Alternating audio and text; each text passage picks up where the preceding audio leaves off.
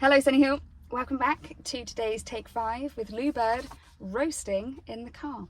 It's great to be with you. We are today looking at 2 Samuel chapter 7, and we read actually in this passage that David is in a period of rest, and he's experienced, we've already can see how much war there has been in David's life, and yet here is a moment of rest. And so it's interesting to see King David at rest and what happens when he's at rest, because the first thing that he does is when he's settled, he realizes that whilst he is in rest and whilst he is in this beautiful palace, he recognizes that God's presence, God's Ark of the Covenant, is still in this temporary tent structure that they've kept it in since they did bring it back better than yesterday.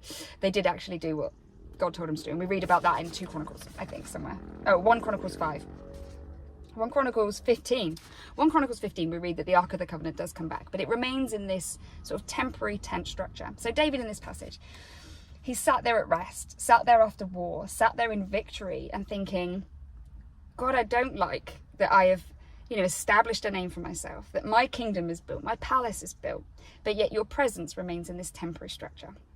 And you can see that God's heart in this passage is like, inclined towards David. And I think this is one of those moments where we see a man after God's own heart, where he is not concerned about building his kingdom. He's concerned about building God's kingdom.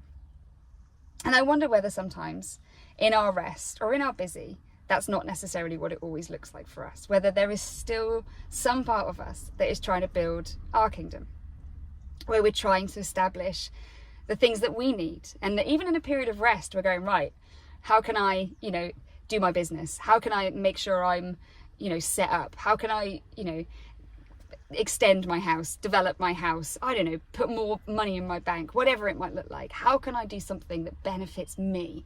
And in this passage, we see actually David's heart was always about benefiting God and growing his kingdom, and didn't so much worry about his own. So I'm going to encourage you now, as we spend some time in prayer, to do what David did in this moment, to just take a moment of rest and to just invite God to remind you of all the great and wonderful things that he's done in your life. This is what I imagine David doing in this moment of rest, just looking back and thinking, wow, God, you've been so good.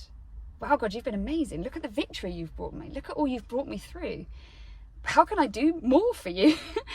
I'm going to invite you to do that. How can I give back? I'm going to invite you to do that. To invite the Holy Spirit to come and remind you of what he has done, and invite him to say, to show you what you might be able to do to establish his kingdom, not just build your own. Maybe he's going to call you to be generous. Maybe he's going to call you to serve. Maybe he's going to call you to witness or show forgiveness or kindness or mercy. Maybe some of those things are going to be a big ask, but I know that David never regretted all that he did in God's name. And as we saw in Matthew 6, that seek his kingdom first, and God will establish everything that you need in your life. So I'm going to encourage you to seek God's kingdom and not worry about your own, and actually spend some time reflecting on his goodness in your life today. Have a great day.